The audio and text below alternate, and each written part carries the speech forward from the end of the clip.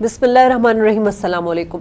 नाज़रीन, MQM जो किसी ज़माने में मुल्क की तीसरी बड़ी सियासी जमात होती थी और 1988 के बाद पाकिस्तान के विफाक में कायम होने वाली किसी भी हुकूमत का उनकी हिमायत के बगैर कायम हो जाना या वजूद बरकरार रखना नामुमकिन समझा जाता था। 4 साल पहले बानी अल्ताफ हुसैन की रियासत मुखालिफ तकरीर मुख्तलिफ चैनल्स पर नशर होने के बाद ये तासुर पैदा हुआ कि अब मुल्क के सियासी मंजरनामे में अल्ताफ हुसैन और उनकी MQM की कोई जगह नहीं रही। इस तकरीर के बाद न सिर्फ रियासत की जानिब से अल्ताफ हुसैन की तकारीर नशर व शाया करने पर पाबंदी आयद कर दी गई, बल्कि खुद उनकी इस MQM के भी टुकड़े टुकड़े हो गए। MQM पाकिस्तान ने अल्ताफ हुसैन से अलहदगी का ऐलान किया और PSP रहनुमा मुस्तफ़ा कमाल, जो कभी अल्ताफ हुसैन के बहुत करीबी और काबिल एतमाद साथी समझे जाते थे, उनकी पार्टी में रहते हुए उन इल्ज़ामात की सख्त तरदीद करते हुए भी नजर आए। लेकिन अलहदगी के बाद अल्ताफ हुसैन पर रॉ से फंडिंग और तरबियत लेने के संगीन इल्ज़ामात लगाए और आज खालिद मकबूल सिद्दीकी पर भी इल्ज़ामात लगाए और कहा कि हुकूमत खुद बानी MQM को भूलने नहीं दे रही।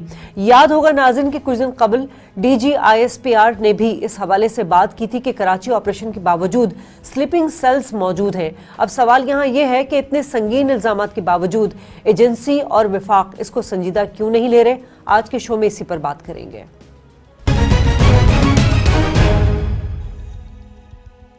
प्रोग्राम के आगाज में मेहमानों का तारुफ करा दूं। मेरे साथ इस वक्त टेलीफोन लाइन पर मौजूद है, PSP से आपका ताल्लुक है, अरशद वोरा साहब, और तज्ज़िया निगार हमारे साथ आगा मसूद साहब है, और कुछ देर बाद हमें MQM से महफूज यार खान साहब ज्वाइन करेंगे। तमाम मेहमानों का शुक्रिया अदा करना चाहूंगी। अरशद वोरा साहब, आज भी मुस्तफ़ा कमाल साहब ने बड़ी संगीन इल्ज़ामात भी लगाए, स्टेटमेंट भी दी, पहले भी लगाते रहे, लेकिन सर एक सवाल जो बड़ा जनरल सा क्वेश्चन है कि 2013 से पहले जब मुस्तफ़ा कमाल साहब MQM से मुंसलिक थे, उस वक्त अगर उन पे जब ये MQM पे इल्ज़ामात लगते थे रॉ की फंडिंग के हवाले से, तरबियत के हवाले से, तो मुस्तफ़ा कमाल साहब डिफेंड करते हुए नजर आते थे। लेकिन जैसे ही वो अलहदगी अख्तियार की, उसके बाद यही इल्ज़ामात वो अल्ताफ हुसैन पर लगाते हुए आ रहे हैं, MQM जो लंदन है उस पर लगाते हुए आ रहे हैं। इसकी वजह क्या है सर? देखिए, 2013 में मुस्तफ़ा कमाल जो है सेनेट, और उनकी सेनेट के जो मुद्दत है वो 6 साल की मुद्दत होती है, उसमें 5 माह हुए थे, 5 से 6 माह हुए थे, और वो ये पार्टी छोड़कर चले गए थे। अभी उनके पास 5.5 साल सेनेटरशिप के बाकी थे। इसी तरह उनके साथ अनीस कायम खानी जब गए थे, तो अनीस कायम खानी भी उनकी जो पोजीशन थी वो यही पोजीशन थी कि पाकिस्तान में अगर MQM को चला रहा था तो वो अनीस कायम खानी चला रहे थे। तो ये जिन वजूहात की बुनियाद पर गए और 3 साल बाद आने के बाद जो उन्होंने इंकशाफात किए, तो ये सारी फिर बात वहीं से शुरू होती है। और अभी इस वक्त ये सब्जेक्ट जो छेड़ा है, ये सब्जेक्ट ये छेड़ा गया है कि आपकी रियासत के 2 सुतून, जिसमें के एक जो है DG ISPR, दूसरे हुकूमत के वफाकी वजीर बराए खारजा उमूर, आपके फॉरेन मिनिस्टर, उन्होंने दोनों ने मिलकर जो प्रेस कॉन्फ्रेंस की, आपने अगर वो प्रेस कॉन्फ्रेंस देखी हो तो उस प्रेस कॉन्फ्रेंस में उन्होंने तमाम सबूत दिए और उन्होंने उसमें इस बात का जिक्र किया कि किसी को पकड़ा भी गया है 2020 में, यानी इसी साल किसी को पकड़ा है जिसने ये सारे हकाइक बताए हैं और वो अमाउंट भी बताई और सारी डिटेल बताई, ठीक है ना। तो मुस्तफ़ा कमाल 2016 में वापस आए तो उस वक्त भी उन्होंने ये बात की थी, ठीक है।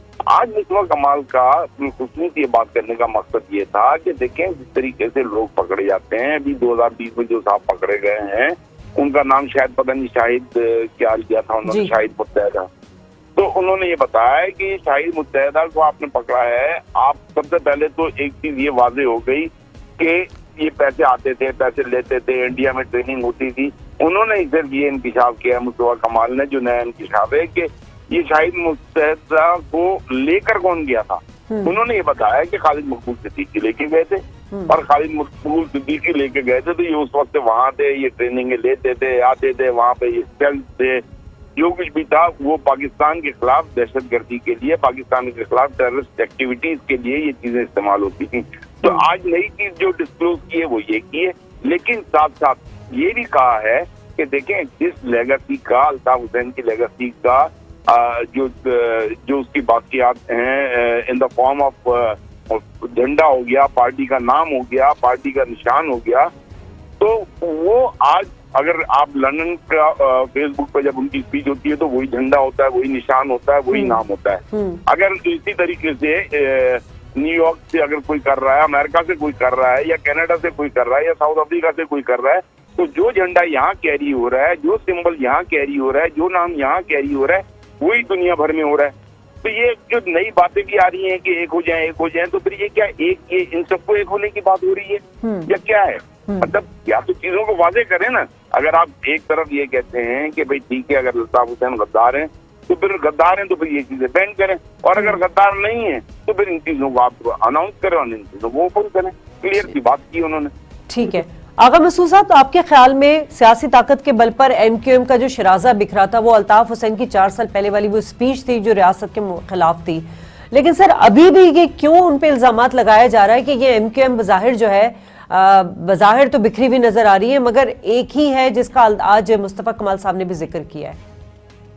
देखिए, मुस्तफा कमाल साहब जो बात कर रहे हैं ना, वो मतलब ये कि सोच समझ के बात कर रहे हैं, उनको इस बात का इदराक भी है, वो बड़ी अहम पोजीशन पे रह चुके हैं। फिर सबसे बड़ी बात है, कराची की डेवलपमेंट में उनका बहुत बड़ा किरदार है, बड़ा पॉजिटिव किरदार है। और अगर वो उनकी कुछ नाराजगी है तो इस नाराजगी को तो कराची का एक आम आदमी महसूस कर रहा है, लेकिन क्योंकि सूरत हाल कराची में ऐसी है कि लोग वो अब ज्यादा इस मसले में बात नहीं कर सकते, क्योंकि आपको मालूम है कि इक़्तिसादी सूरत हाल बहुत खराब हुई है। कोरोना की वजह से जो है लोगों के कारोबार मुतासिर हुए हैं, लोग समझ रहे हैं चीजों को, लेकिन अगर ये कोई समझ रहा है कि हम इस तरीके से मुत्तहद होकर पीपल्स पार्टी का मुकाबला करेंगे, तो भाई इस किस्म की तो जो मतलब ये कि हिकमत अमली जनाब ज़ियाउल हक साहब ने भी शुरू की थी, इस किस्म की हिकमत अमली तो परवेज मुशर्रफ साहब ने भी शुरू की थी, लेकिन उसका क्या नतीजा निकला? नतीजा निकला कि कराची जो है ना वो तबाह हो गया। और जो लोग ये कहते थे कि हम कराची को ओन करते हैं, तो वो फिर तो कहाँ चले गए वो लोग? बताओ, उन्होंने अपनी जायदादें बनाई, पैसे बनाए, क्या लोग वो भूल जाएंगे? जो पढ़ा लिखा तबका कराची में, जो कराची की असल जान है, वो अच्छी तरह जानते हैं कि ये कौन लोग हैं। तो मेरी मुराद ये है कि अगर कोई शख्स जिस नई हिकमत अमली बना रहा है, तो ऐसी हिकमत अमली तो ज़ियाउल हक साहब बनाए थे, ऐसी हिकमत अमली तो जनाब मुशर्रफ साहब ने बनाई थी, लेकिन नाकाम हुई। मैं ये समझता हूँ कि पॉलिटिक्स को पॉलिटिक्स तरीके से खेलना चाहिए। कराची का जो सूरत हाल है, इस पर बड़ी बैनुल अक़वामी जो ताकतें हैं उनकी निगाह है, और ये है कि अब जाहिर है कि सीपैक की वजह से इसके मस्बत असरात कराची में भी पड़ेंगे।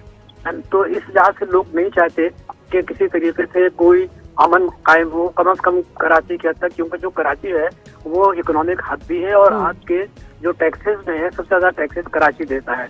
तो मैं ये समझ रहा हूँ कि हमें सियासत को सियासत के तरीके से खेलना चाहिए, और ये समझना कि हम पीपल्स पार्टी को माइनस कर देंगे या पीपल्स पार्टी की जो अददी अक्सरियत है असेंबली के अंदर उसको हम कम कर देंगे। मेरा ख्याल है कि ये सूरत हाल ऐसी नहीं हो सकती।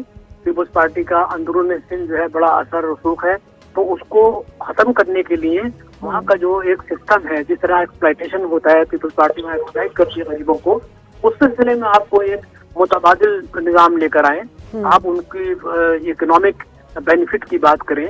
यकीनी तौर पर वहाँ के हम लोग जाते रहते हैं थर में, वहाँ हम बहुत काम भी कर रहे हैं, तो वहाँ पे लोग जो है ना पीपल्स पार्टी से खुश नहीं है, लेकिन ये कि अगर आप उनका कोई मुतबादिल जरिया दें, जरिए मार्च दें, उनको आप एक नई रोशनी दें तालीम के लिहाज से, सेहत के लिहाज से, तो यकीनी तौर पर तब्दीली आ सकती है। लेकिन ये है कि लेकिन सवाल तो आगा मसूद साहब यहाँ ये है ना कि दूसरा ऑप्शन क्या है, क्योंकि एमक्यूएम का मैंडेट तो खत्म हो गया। अब तो पीटीआई को कराची के अवाम ने जो है एक हैवी मैंडेट दिया, 14 MNAs यहाँ से सेलेक्ट किए गए।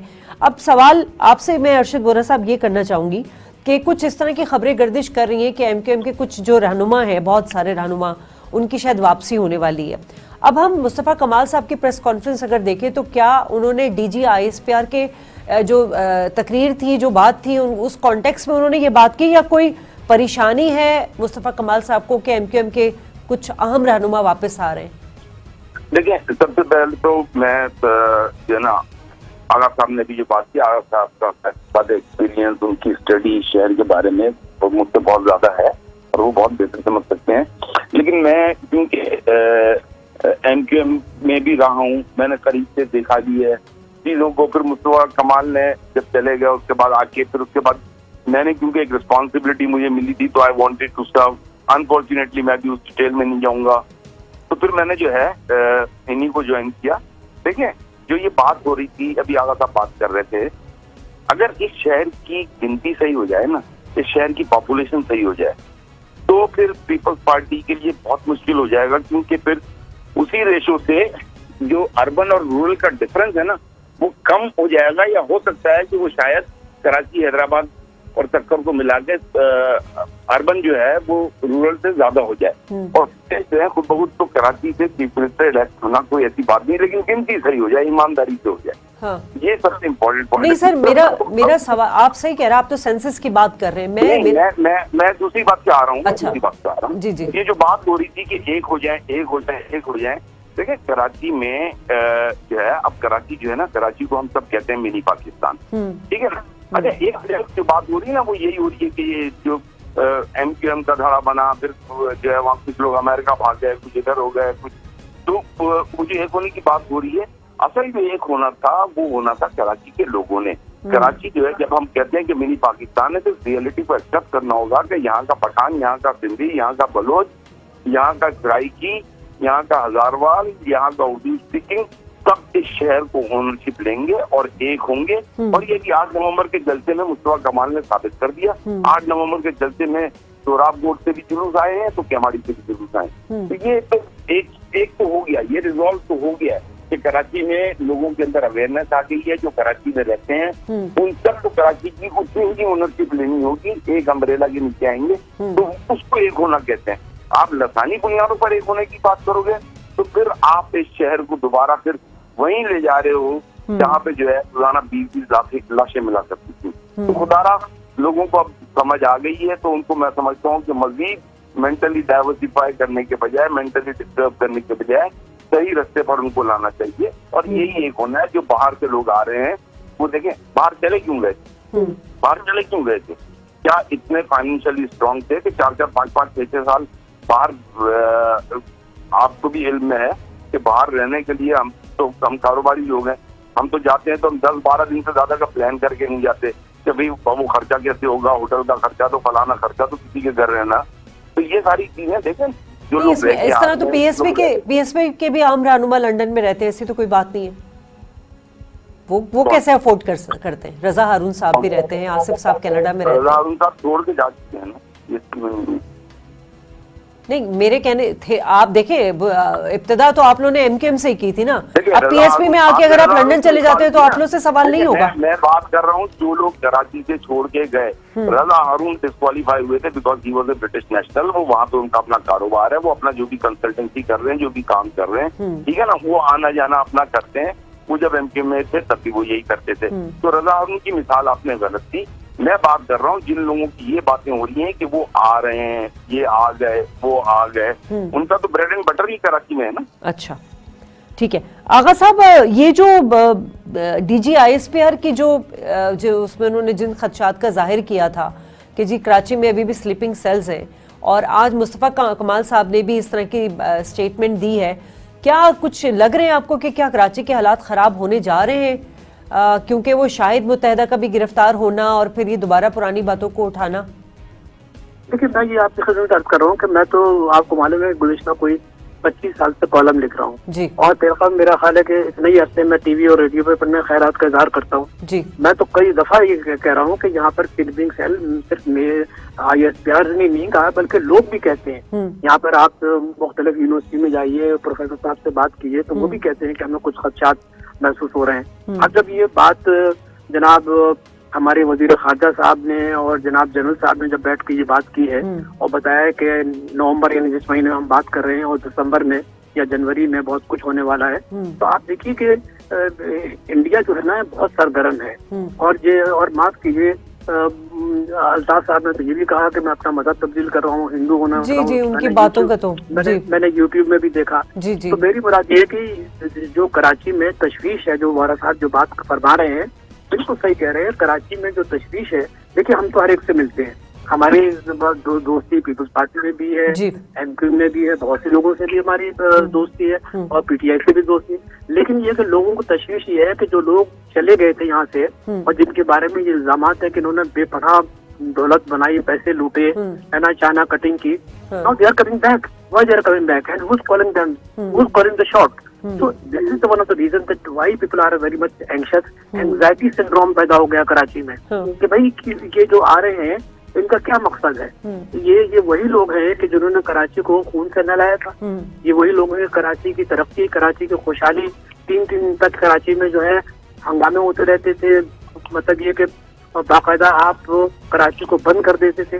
देखिए ये जो अब लोगों में जो वरसा फरमा रहे हैं सही कह रहे हैं, अब लोगों में अकल आ गई। देखिए कितने बच्चे, अभी सीआईडी की रिपोर्ट आई थी गुज़िश्ता 1 साल पहले, 45,000 नौजवान मारे गए, जिसमें पठान भी थे, सिंधी भी थे, उर्दू वाले भी थे, बलोची भी थे, माजिद भी थे। तो आप मुझे बताइए जब ये कुछ इनकी रिपोर्ट आएगी क्या भूल जाएंगे लोग? क्या राइटर्स जितने भी लोग सोच रहे हैं कि जो अहले कलम है, अहले फिक्र है, अहले दानिश है, अहले बीनिश है, दे अंडरस्टैंड कि व्हाट्स हैपनिंग। तो ये एंग्जाइटी जो हो रही है लोगों में कि ये लोग जो आ रहे हैं ये अच्छे और साफ के नहीं थे। ये लोग they were part of the loot, they were the part of the destruction of the Karachi. लेकिन सर ये खदशात अगर जाहिर कर रहे हैं जनरल साहब भी या मुस्तफा कमाल साहब भी, तो कराची ऑपरेशन फिर किस पर्पस के लिए किया गया था? मतलब सही से हुआ नहीं था कि अभी भी स्लीपिंग सेल्स मौजूद है? देखिए मैं आपसे अर्ज कर रहा हूँ कि देखिए बात आपने जो अपना सवाल आपने किया इसी में जवाब दिया। आपने बहुत अच्छा सवाल किया है। मैं समझता हूँ उस सिलसिले में ताखीर हुई है और इस ताखीर का सबब जो है ये मतलब मौजूदा सिंध की हुकूमत है। उसने इस सिलसिले में कोई दिलचस्पी नहीं ली क्योंकि उनको एक बात का एहसास हो चुका है वो जो कि गलत है। कह रहे भाई मरने वाले तो हम तो नहीं, मरने वाले तो ये हैं कि जिन्होंने पहले लूट की, तो मरने वाले तो ये लोग हैं। तो भाई मैं आपसे अर्ज कर रहा हूँ कि कराची के सिलसिले में एक बात याद रखिए, यहाँ के लोग पुरअमन हैं, यहाँ के लोग पढ़े लिखे लोग हैं। वो जो माजी को देखते हैं और माजी से मुस्तकबिल की जब निशानदेही करते हैं तो वो सिलसिले में उनका सवाल सही है कि ये क्यों आ रहे हैं, क्या करना चाहते हैं, पहले क्यों नहीं किया, जब लोग मर रहे थे उस वक्त ये लोग क्यों खामोश थे। और फिर ये कि भारत के साथ जब मुदाखलत का ताल्लुक है उस पर तो कोई शुबा ही नहीं है। तो भारत को अगर मौका मिला तो मैं समझता हूँ अगले महीने वो हमला कर सकता है पाकिस्तान पे। ठीक है अरशद वोरा साहब, मुस्तफा कमाल साहब के इल्जामात हम पहले भी सुनते आए हैं, अभी भी इंतहाई संगीन इल्जामात हैं और हुकूमत के हवाले से भी बात की कि हुकूमत तो खुद बानी को जो है वो बुलाना नहीं चाह रही है। तो क्या पीटीआई किसी किस्म की वजाहत लेगी अब इस हवाले से या ये सिलसिला यूं ही जारी रहेगा? सॉरी मैं आप पीटीआई क्या करेगी?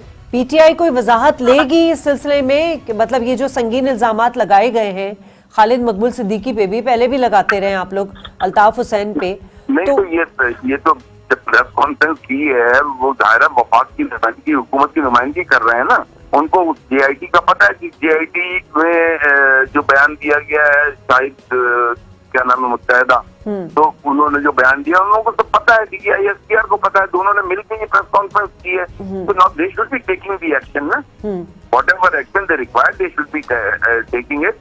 जो मुस्तफा कमाल का कहना है वो ये कहना है कि मैं नहीं कहता हूँ कि ये MNA शिप इनकी साथ ले लें वापस, पता है। तो बात ये है कि मुस्तफा कमाल ये कह रहे हैं कि आप पार्टी का नाम बदल लें क्योंकि ये अल्ताफ हुसैन की लेगेसी है, आप पतंग का निशान बदल लें, ये अल्ताफ हुसैन की लेगेसी है, और आप जो है परचम बदल लें क्योंकि आज भी पाकिस्तान मुखालिफ तकरीरें होती हैं तो परचम यही वहाँ पे लंदन में लगा हुआ होता है। आज भी अमेरिका में पाकिस्तान मुखालिफ रैलियां निकलती हैं तो उसमें परचम यही होता है, निशान यही होता है, नाम यही होता है।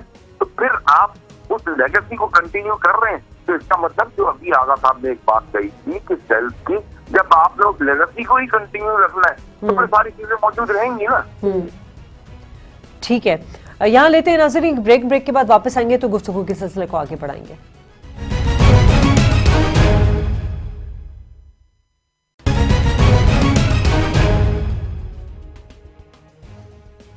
वेलकम बैक नाज़रीन, इस वक्त मुझे MQM से साजिद अहमद साहब ने ज्वाइन किया और आगा मसूद साहब भी मेरे साथ मौजूद है टेलीफोन लाइन पर। साजिद साहब, मुस्तफा कमाल साहब पहले भी इल्जामात लगाते रहे कि जी 4.5 साल पहले हमने बता दिया था कि अल्ताफ और रॉ का क्या ताल्लुक है, लेकिन आज उन्होंने जो बुनियादी सवालात उठाए अपनी प्रेस कॉन्फ्रेंस में, उसमें जो साबिक वफाकी वजीर खालिद मकबूल सिद्दीकी उन पर भी बड़े संगीन इल्जामात लगाए, उसको किस तरह डिफेंड करेंगे आपकी जमात? देखिए अस्सलाम वालेकुम। अच्छा देखिए MQM ने तो उनकी तमाम बातों को कर दिया मुस्तरद, MQM की राब्ता कमेटी ने। अच्छा। और बिल्कुल उनके तमाम इल्जामात जो उन्होंने लगाए बेबुनियाद उससे बिल्कुल MQM ने मुस्तरद कर दिया और दूसरा ये कि अब हमें आगे बढ़ना है या कि हमें माजी के अंदर रहना है। अगर माजी के अंदर रहना है तो क्या मुस्तफा खर साहब ने नहीं कहा था कि मैं बाहर से टैंकर में बैठ के आऊंगा? क्या तालिबान को माफ नहीं किया गया है? क्या तालिबान से मुलाकात नहीं हुए हैं? क्या बलोच जो इस वक्त वहां पर लड़ रहे हैं दहशतगर्दी, उसको किसी भी आप कोई लफ्ज यूज कर सकते हैं उसके लिए, क्या उन लोगों के लिए आम माफी का ऐलान नहीं किया गया, बल्कि उनको तो आम माफी भी, पैसे भी दिए गए और उनको जॉब भी दी गई है? तो देखिए मेरे ख्याल में अब हमें आगे बढ़ना है, वो इसलिए कि पाकिस्तान के माशरती हालात इतने अच्छे नहीं है कि हम एक दूसरे को गद्दार करार दें, एक दूसरे पर इल्जाम लगाएं। और मुस्तफा कमाल साहब को भी चाहिए कि देखिए अपनी सियासत करें, अपनी पॉलिटिक्स करें, और साथ साथ ये जरूरी उसके ये है कि मेहनत ग्राउंड पर करें। नहीं सर, आगे बढ़ने से आपका क्या मतलब है कि और लोगों को अगर माफ किया, आगे बढ़ने दिया गया, तो जो टेररिस्ट थे MQM अल्ताफ हुसैन वाली जमात में, उनको वापस बुला लिया जाए और उनके साथ गठजोड़ कर लिया जाए? नहीं, मेरी मुराद इससे हरगिज़ ये नहीं है। अच्छा, रियासत हमेशा एक टूल, हमेशा जो पॉजिटिव उसका जो बहुत देखने में आया है, उसको हमेशा उस टूल को उसने यूज किया है। मिसाल के तौर पर आपको याद होगा कि 1992 को जब MQM के खिलाफ ऑपरेशन किया गया था, तो एक MQM हकीकी बनी थी उस जमाने के अंदर। एक जो हम समझते एक ऑप्शन था कि बस ठीक है, यहाँ है, बातचीत करें, आके इधर काम करें। बिल्कुल इस तरह से 22 का वाकया हुआ। इससे पहले मुस्तफा कमाल साहब कराची में आ चुके थे, तो बहुत से लोग PSP के अंदर चले गए MQM के, जिन पर इल्जाम भी थे। लेकिन बहरहाल हम माजी को छेड़ना किसी को नहीं चाह रहे, लेकिन हमेशा इदारों ने एक पॉजिटिव रोल प्ले किया है हमेशा से ना, कि बिल्कुल गुंजाइश रखी है, गुंजाइश लोगों के लिए रखी है इस पाकिस्तान के अंदर। अभी बहुत दूर की बात नहीं है, बलूचिस्तान के अंदर अक्सर फरारी आते हैं, हथियार डाल देते हैं, सामने हथियार पड़े हुए होते हैं उनके, उनको आम माफी दे दी जाती है। उसके बाद बिल्कुल ये ऑप्शन ही है ना जो कि इदारे इस्तेमाल कर रहे हैं कि कुछ भी पाकिस्तान के पाकिस्तानी हैं, और वक्ती तौर पर अगर किसी ने इनके जहन को खराब किया है या चेंज करने की कोशिश की है तो ठीक है, वो अगर राह रास्त पर आ रहे हैं तो जब अल्लाह माफ कर दो तो बंदा क्यों नहीं माफ कर सकता। अच्छा। तो ये हमें लगता है, लेकिन बहरहाल फिर भी मुस्तफा कमाल साहब ने जो इल्जाम लगाया वो बिल्कुल बेबुनियाद है। ठीक है। और अब जब से PSP बनी है उस वक्त से वो इल्जाम ही लगाते जा रहे हैं। बेहतर ये है कि हम पॉलिटिक्स करें, ग्राउंड पर उतरें, लोगों में जाएं, लोगों से राब्ते करें।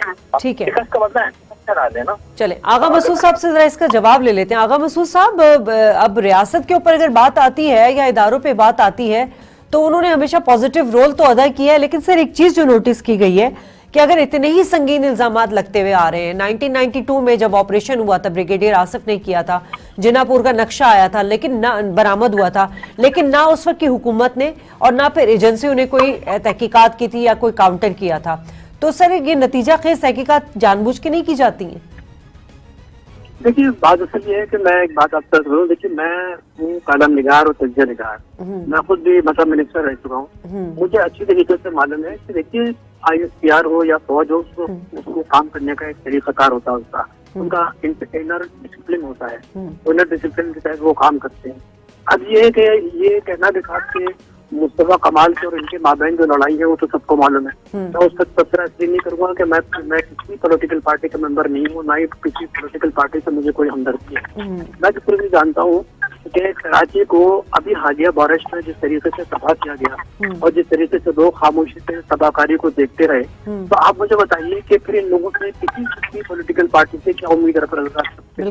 फिर आप अगर ये समझ रहे हैं कि इनके आ जाने से तो पीपल्स पार्टी की कुव्वत को, पीपल्स पार्टी की ताकत को क्या हम खत्म कर सकते हैं? मेरा ख्याल है कि देखिए पीपल्स पार्टी का जो वोट बैंक है वो अंदरूनी सिंध में है, और अंदरूनी सिंध में अगर कोई भी पॉलिटिकल पार्टी अपना काम करती तो यकीनी तौर पर बहुत तब्दीली आ सकती थी। लेकिन आपको मालूम है 30 साल MQM मुराद ये कि अल्ताफ साहब 30 साल तक ये हुकूमत करते रहे। आप मुझे सिर्फ बता दीजिए कि सवाए फ्लाईओवर के जो मुशर्रफ साहब ने 300 बिलियन रुपए उनको मुस्तफा कमाल साहब को दिए थे, उनके साथ ये फ्लाईओवर बने बना। मुझे बताइए कि इनका और क्या कारनामा है? अब मैं आपसे कर रहा हूँ कि इनको जो भी ला रहा है या इनको जो भी लाएगा तो मुझे उनका एक मंशूर तो होना चाहिए ना। मंशूर क्या होना चाहिए? मैं समझता हूँ कि कराची की सबसे बड़ी जरूरत यह है कि यहाँ पर अमन कायम हो, इसका इंफ्रास्ट्रक्चर जो है ना उसको बेहतर बनाया जाए कि आवाम की जो सूरत हाल है, आप अंदाजा लगाइए कि ये दुनिया का छठा बड़ा शहर है और इसकी ट्रांसपोर्ट सिस्टम के बारे में ब्लूमबर्ग में लिखा है कि ये वाहिद दुनिया का शहर है कि जहाँ पर बस जो है ना ट्रांसपोर्ट सिस्टम है। जी। तो मेरी मुराद ये है कि जब आपको मौका मिला और आपके पास बड़ी ताकत थी, आवामी ताकत थी, सड़कों की ताकत थी, बिल्कुल, तब तो आप लोगों ने कुछ नहीं किया।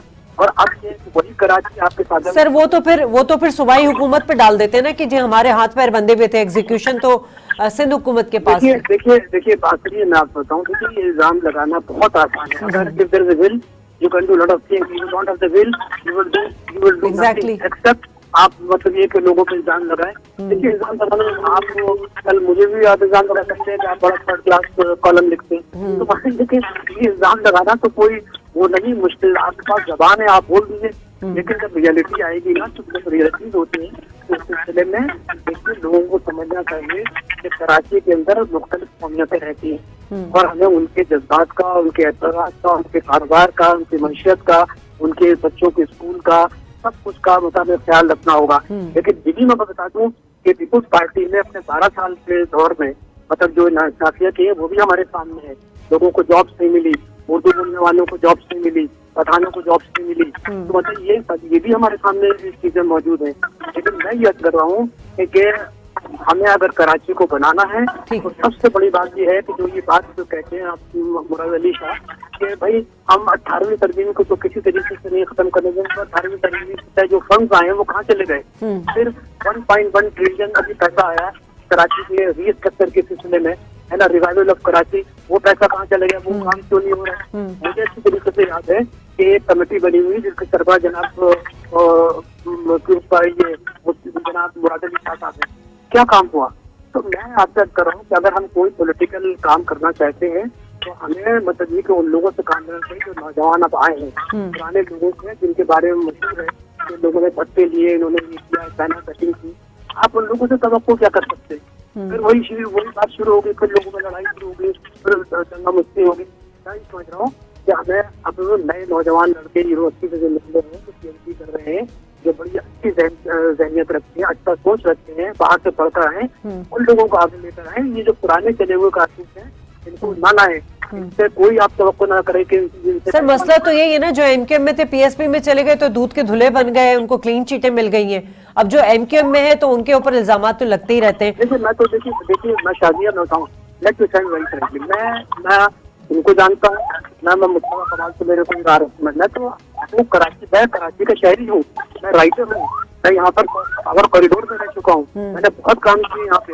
मैं अपनी बात कर रहा हूँ, मैं किसी पॉलिटिकल पार्टी के जरिए इख्तियार में नहीं आया था। मैं तो अपनी मतलब मेहनत से, अपनी कोशिश से, अपनी मेहनत से, अपनी फिक्र से मैंने ये चीजें हासिल की है। तो मैं सिर्फ कराची की बात कर रहा हूँ कि कराची को अगर आप तरक्की हासिल देखना चाहते हैं तो आप नौजवानों को लेकर आए, तो पढ़े लिखे लोग। ठीक है साजिद साहब, कराची की बर्बादी में आप लोगों का भी बहुत बड़ा हाथ शामिल है, ये इल्जामात लगते हैं आप लोग पे बहरहाल। लेकिन सर अभी जो मुस्तफा कमाल साहब ने एक और बात की है कि हुकूमत और रियासत जो है वो MQM की बाकियात को MQM और अल्ताफ हुसैन और रॉ की बाकियात को खत्म नहीं करना चाह रही, ये किस कॉन्टेक्स्ट में उन्होंने बात की है? मेरे ख्याल में आपको याद होगा कि कुछ अर्से पहले, कुछ महीने पहले की बात है, मुझे भी याद आया कि आफाक अहमद साहब जो महाजिर कौमी मूवमेंट के चेयरमैन, उन्होंने इल्जाम लगाया था, कहा था ये कि जो अजीम अहमद तारिक साहब का जो मर्डर हुआ था उसमें जो दरवाजे, जिस कमरे में उनका मर्डर हुआ था उसकी कुंडी मुस्तफा कमाल साहब ने खोली थी और अंदर आकर टेररिस्ट उनको शहीद करके चले गए थे। तो देखिए मेरे ख्याल में मैं इल्जाम तरफ नहीं जाना चाह रहा।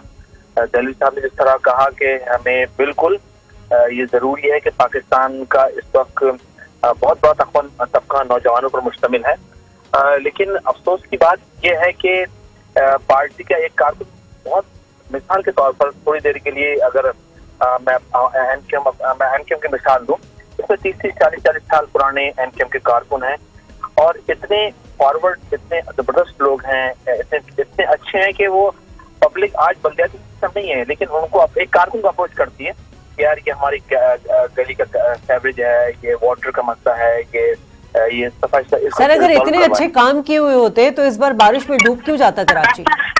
वो तो ठीक है, देखें अगर कराची डूबा है तो इसमें एमक्यूएम का कसूर भी नहीं है, ठीक है, हो सकता है थोड़ा बहुत हो, लेकिन कसूरवार है एमक्यूएम भी। इस शहर 3 के दिहाइयों लिए से कराची का टेक ओवर एमक्यूएम के पास है।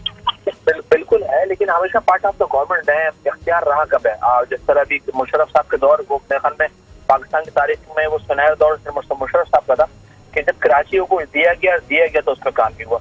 जब आप किसी शहर को कुछ देंगे, मिसाल के तौर पर इमरान खान साहब ने 1130 अरब रुपए का है कि हम कराची को देंगे और 3 साल में मंसूबे मुकम्मल होंगे, तो 1130 अरब 3 साल में कराची वफाक को 9000 अरब रुपए देगा, ज्यादती है ना। तो यकीनन जो सियासी जमातें हैं जिनका वजूद होता है मुख्तलिफ ममालिक में, सूबों में, सिटीज के अंदर, टाउन डिस्ट्रिक्ट के अंदर, वो यकीनन अपने शहर में, अपने मुल्क, अपने सूबे के अंदर होने वाली ज्यादतियों के खिलाफ आवाज उठाते हैं। अब आवाज उठाने के 2-3 तरीके हैं, या तो आप पुरअमन एहतजाज सर, करें। मेरा सवाल ये था कि आप लोगों को अभी तक अल्ताफ हुसैन की बाकियात क्यों कहा जाता है, ये इल्जाम क्यों बार बार लगाया जाता है? लेकिन आप लोगों ने लेजेसी भी तो नहीं बदली, झंडा उन्हीं का ही है, पतंग उन्हीं का है, अब तमाम चीजें तो वही अल्ताफ हुसैन वाले एमक्यूएम की है। आपकी अपनी कोई शनाख्ती नहीं है एमक्यूएम पाकिस्तान की? नहीं, देखिए, बिल्कुल किसी का कुछ भी नहीं है। ये सब देखें कि कोई भी दुनिया के अंदर लीडर बनता है तो उसके पीछे उसके कारकुन होते हैं, पब्लिक होती है वोट देने वाली। लीडर अकेला नहीं बनता, लीडर के पीछे पूरी पावर कुव्वत होती है, लोग होते हैं, ठीक है ना। ये झंडा, पतंग, ये निशान जो कुछ भी एमक्यूएम के कारकुनान की अमानत है, और ये अमानत ही वापस उनको मिली है, ठीक है। अगर अच्छा, बिल्कुल ये अमानत है, और ये इस पर एमक्यूएम कारकुनान का हक है। अगर कोई ये समझता है कि इस झंडे और निशान की वजह से वो नाकाम हो रहा है तो इसमें एमक्यूएम का कसूर नहीं है। इसका कसूर मेरे ख्याल में मुस्तफा कमाल साहब को इस जोम था कि मैं कराची आऊंगा तो दुनिया उमड़ आएगी, लोग निकल आएंगे, रोडें ब्लॉक हो जाएंगी, ऐसा कुछ हुआ नहीं। मेरे ख्याल में यही वही अंदर की जो कैफियत उनकी बाहर आती है वक्तन फवक्तन, जिससे वो मुख्तलिफ किस्म के इल्जाम एमक्यूएम पे लगाते हैं। मेरे ख्याल में इल्जाम से बाहर निकले, हम फिर कह रहे हैं कि आगे बढ़े, पॉलिटिक्स करें, लोगों की खिदमत, तरक्की करें, तरक्की करें, मुल्क तरक्की करें। अच्छा, एक और बात की मुस्तफा कमाल ने कि जब नवाज शरीफ को वतन वापस लाने की बात की जा रही है तो अल्ताफ हुसैन को भी वतन वापस लाया जाए, आप लोग इस बात को इंडोर्स करेंगे? कि उन्होंने किससे मुतालबा किया? हुकूमत से मुतालबा किया। और किससे मुतालबा किया गया? हुकूमत अगर नवाज शरीफ को वतन वापस ला रही है तो अल्ताफ हुसैन को भी वापस लाए, उनको भी कटहरे में खड़ा करे। मेरे ख्याल में उन्होंने हुकूमत से मुतालबा किया, ये हुकूमत और मुस्तफा कमाल का मामला है। नहीं, आपकी पार्टी का क्या मौकफ होगा इस पे? मेरे ख्याल में ये सवाल क्योंकि आपने मुस्तफा कमाल के हवाले से मुझसे पूछा है, तो ये मुस्तफा कमाल इसका जवाब देंगे और हुकूमत भी, उन दोनों का मामला है, ये वो जाने क्या आप लोगों ने तो अलहदगी इख्तियार कर ली है ना अल्ताफ हुसैन की पार्टी से? बिल्कुल कर लिया, और पॉलिटिक्स कर रहे हैं ग्राउंड के। ठीक है, चले, मेरा प्रोग्राम का वक्त खत्म हुआ। आगा मसूद साहब आपका बहुत शुक्रिया, साजिद साहब आपका बहुत शुक्रिया। नाज़रीन, अगले प्रोग्राम में आपसे मुलाकात होगी। अल्लाह ने के पानी।